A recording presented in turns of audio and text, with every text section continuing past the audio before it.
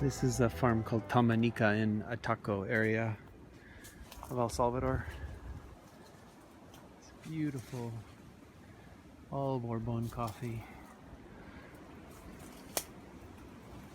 Bourbon has this characteristic nodes, the fruit that's very distinct difference in the clumps of the coffee cherry. I'm just making some notes. You can Video. see the pacas now. Like, do you Ah, see? this is pacas. Okay. It's sturdier, you know, and it's The the leaf. foliage. Yeah. What other characteristic does it have? It's less of It's sturdier, you know. It's more compact, yeah. and the internodes are closer together Right. than the bourbon. So you see, like, Okay. Yeah. this Here's without the foliage, notes. and this one full leaf.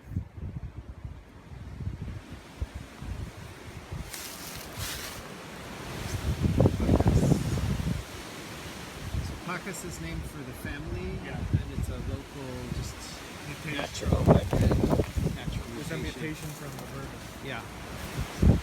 Here's a good example. This would be the Pacas. You can see the cherry. And look at how clear and distinct the Bourbon is. What a beautiful plant. So the problem here that is so unique is wind.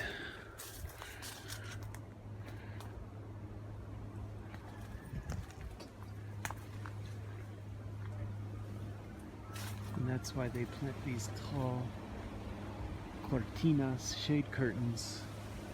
Wind curtains. There's another one there. And then in between the coffee. So they create these little alleys to try to protect the coffee. But you can see, even here, this old plant, it's leaning. If you look, the root is kind of disturbed around it from,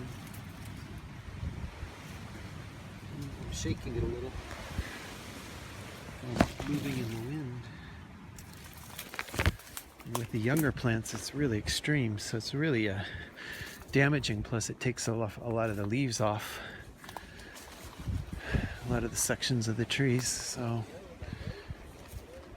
El Salvador has very strong winds from the Pacific. Can affect the coffee a lot.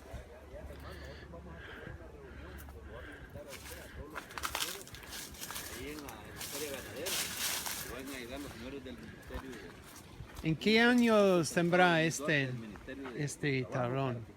Este es 2014. Sí. Es año 2014, toda la que usted ve con su máxima producción, vean. Sí. Ahora esta no, esta es una resiembra que tiene un año, esta es 2015. Sí. Ajá. To replace.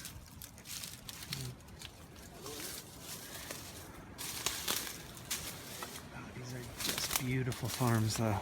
Man. They do have trouble with Roya, the rust fungus, so they use copper spray.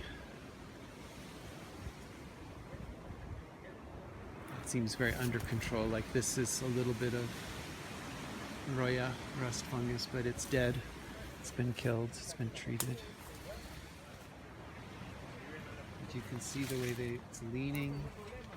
And when you look at, you can see how the root is disturbed at the bottom. And the plant's unstable. I mean, God, that just totally, I'm moving it with my hand. It just totally moves. How can that be good? Can't even believe it's alive. The good thing with Bourbon is that it flexes and is strong. It doesn't break.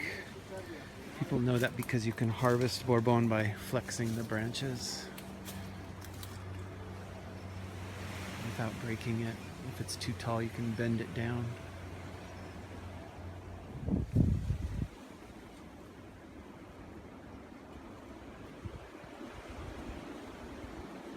You can hear the wind through those trees. Look at this production, it's fantastic. You know, it makes you so happy someone can still plant and produce old varieties like Bourbon. And this farm, when they replant, they just find the healthy tree from the same tablon, the same block of the farm, and they use that for seed. And despite what the researchers say, that that's sort of ignorant in the age of Roya and other problems, I think that's fantastic. So here's a great example of the wind damage. I mean, these trees have to be 3 to 5 years, and look how they're leaning.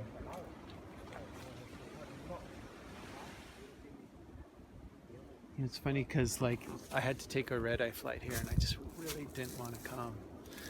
Believe it or not. It's just like, I hate traveling. I hate flying. Why would you cram yourself in a seat overnight? You would sleep in your living room in an uncomfortable chair. But then you just come to a farm like this, and it's like, wow, this is so beautiful. And just exciting because, you know, I've been here. It's been a while. It's been like 4 years. And you know something about it. And your mind starts working. You see the problems. You see the potential. And you just want to taste this coffee and see what it's like. And you know, yeah, it's kind of cheap thrills, but I'm just always excited to see a coffee tree that looks like that. That's a coffee tree that you would have seen 50 years ago or 80 years ago. This farm would be the same. It would look the same. They would be doing the same techniques, the same coffees, and hopefully getting the same great results. Tell me that's not pretty. So right.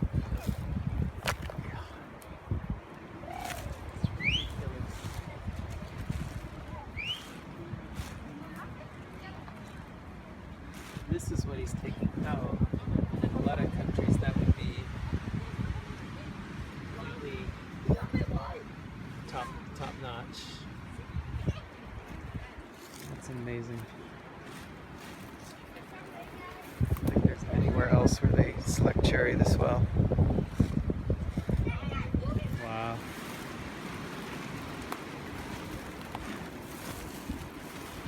Qué bueno la selección, ¿sí? Maduro. Bien maduro.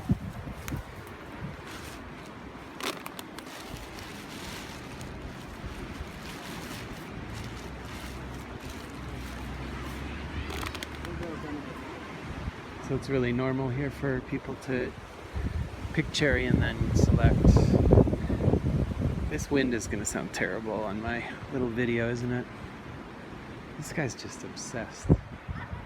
It's crazy how good that cherry selection is. And so the big question is, why can you have coffee in Ethiopia that's not as well selected as this, and yet is so good? You can have perfect cherry in El Salvador, and it's good, but it's not Ethiopian. So something about coffee is just unfair.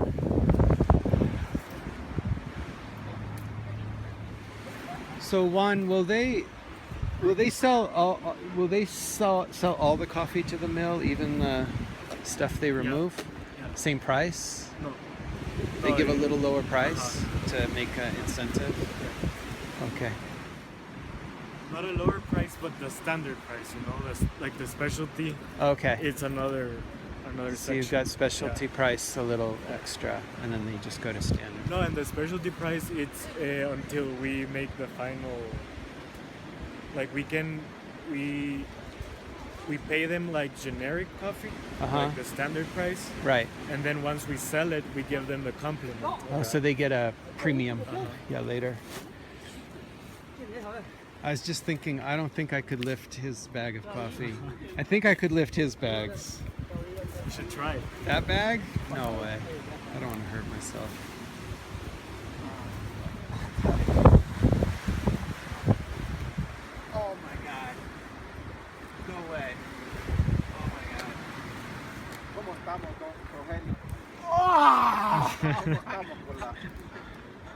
terminación de, ¿cómo estamos con la terminación de ahí? Pinche cabrón. Make me feel better. Yeah, that's for me. I can handle this.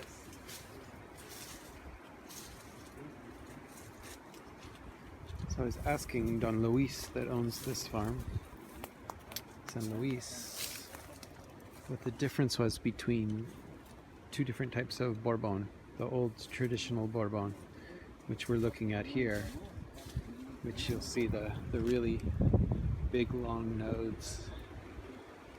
And then this, which is Tequisik Bourbon. And you still see clumping, but very short nodes. So he was saying that's one of the main things that you can tell the difference between the two. So Tequisik.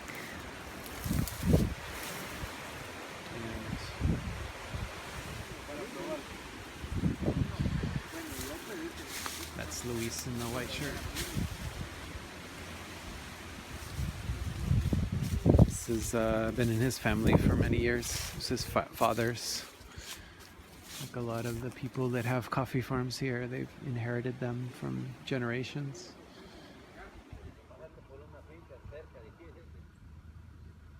This may not look that interesting, but it is to me. It's a low caffeine type of coffee.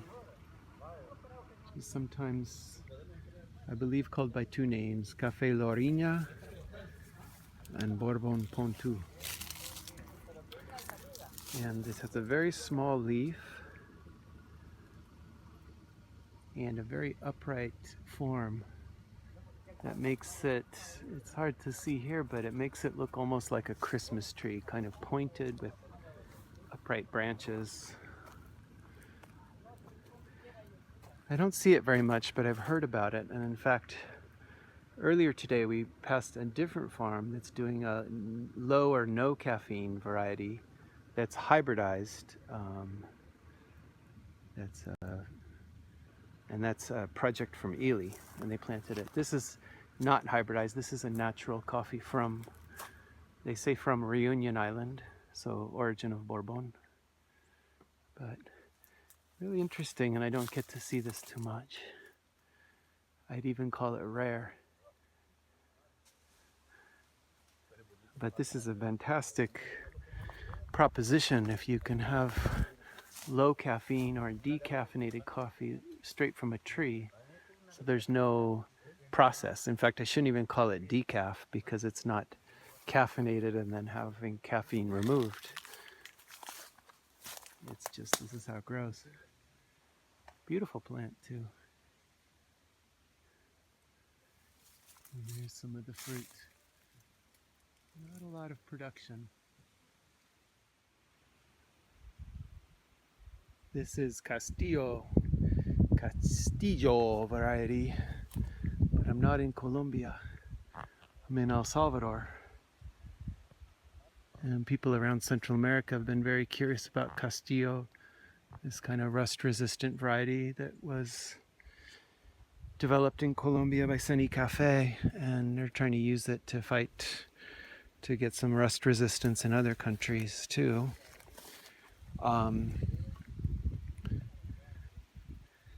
This farm, for a very good reason, is called Miravalle, the view of the valley, and just an amazing view in Huachapan area. And this volcano is the border with Guatemala. There's a little line in it which marks the border. I think they call it El Chingo. And over there in the distance you can see three volcanoes, which is Guatemala, that's Pacaya. And the third one was just erupting a little, steam a little bit. Just let me try to get down here without falling over. So the farmer here, Luis Duarte, is down there talking, has been trying a sort of strategy here of using some different varieties with more typical types up high, like Bourbon, And Caturra, I think he has Caturra, but mostly Bourbon, which you find a lot in El Salvador at the high altitudes. And as well as Tabi, which is a nice cupping varietal from Colombia that has some resistance. Castillo here, and then down below he has Pachecolis from Guatemala, as well as Costa Rica 95, the older type of Catimor from Costa Rica. Such nice bird life here.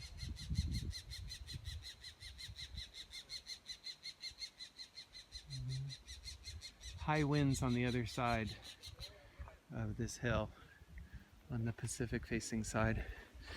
But so that's been his strategy. I mean, he's a bigger farm, he's a technical oriented person, so he knows what he's doing, and he's been trying to do some different things to make a strategy for resistance, because down low here with Roya, with the fungus, he just can't produce coffee basically. And he has the ability, because this is an old family farm, to just try these things out and see what works for them. Obviously, you're not going to get a great coffee out of Costa Rica 95 that your sort of high-end specialty buyers are really going to respond to, but you could use it for honey coffee or commercial coffee and do pretty well. So there's a lot of sort of demonization of varieties among buyers, which really influences, the price on the coffee and what they sell for. And I think sometimes that's a little bit narrow. I mean, of course, I come here and we buy coffee from our own interest, and we're not going to be buying Sarchimor or Costa Rica 95, but that doesn't mean it's a morally bad plant or something. It's just that it's not for the use that we have, which is clean, good, sweet tasting coffees. But it has a use for another buyer, and every farm is different, and they have to have a different strategy. A couple things he pointed out. One is that the Castillo, which we're looking at, has had trouble. You can see they cut this off. It has trouble with other diseases like anthracnosis. Anthracnosis is a fungus. Here you can see on the end of this branch, right there, that's anthracnosis. I've also heard it has some problems with ojo de gallo, another fungus that's not as virulent and doesn't kill plants as much as Roya does. Here you see some spots which are actually, he told me, Roya, which, pointing out that the plant is not immune, it's just resistant to Roya.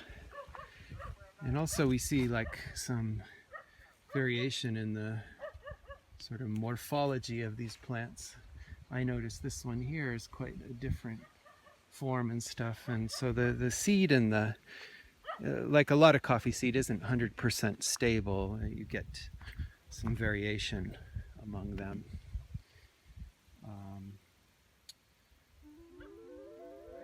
Anyway, I think it's a very interesting farm with an amazing view. That is the Colombian Castillo planted in El Salvador.